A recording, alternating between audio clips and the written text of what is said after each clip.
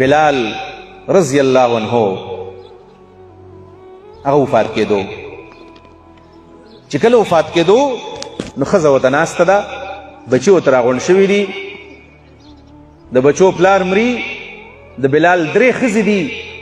بلال چې کله د ځنکدن جټکو ونیو او د ښځې ورته کتل، د خولې نه یو تیزه چغه وختله، وا کربا هی مصیبته، لکه ښځه په ځان باندې راکېږي چې زه خو کونډه شوم، دا بچي مې یتیمانان شو، څه به کومه؟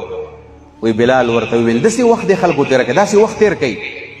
خو داسې ورته وکتل او ویې خندل، وایي دا ته څه وې؟ وا کربا څه مصیبت په ما روان دی، وا توربا خوشحالۍ راورسېږه، زه خوشحاله یم. دې ښځې ته وایي خوشحاله شه زه روان یم. نو ښځه ورته وایي ته خو ډېر ناشنا سړی، څنګه زه خوشحاله شم؟ ته رانه وفات کېږي، قبر له روانې، زما بچي به یتیمانان شي، زه به کونډه شمه. نو بلال ورته څه جواب ورکوي؟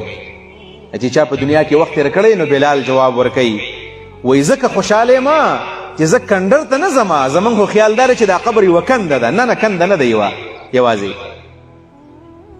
روضة من ریاض الجنه، دا د جنت د باغونو نه یو باغ دی. حفرة من حفر النیران، د جهنم د کندو نه کنده د دواړه دي.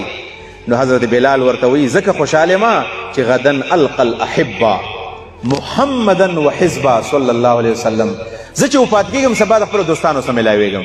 غدن القى الاحبه، دوستانو سره ملاوېږم. دا دوستان مې څوک دي؟ محمدا وحزبه، د رسول الله سره او د هغه د ملګرو سره ملاوېږم. نو چې مرګ راځي نو ډېر خفه کېږئ ما، زمونږ ملاقات به د جناب نبی کریم صلی الله علیه وسلم سره کېږي.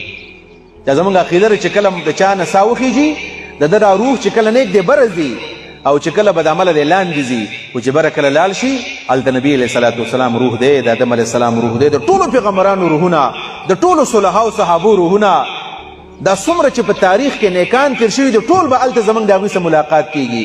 د دې خلکو نه هلته خلک ډېر دی، یوازې کېږو نه، لږ په ځان محنت پکار دی.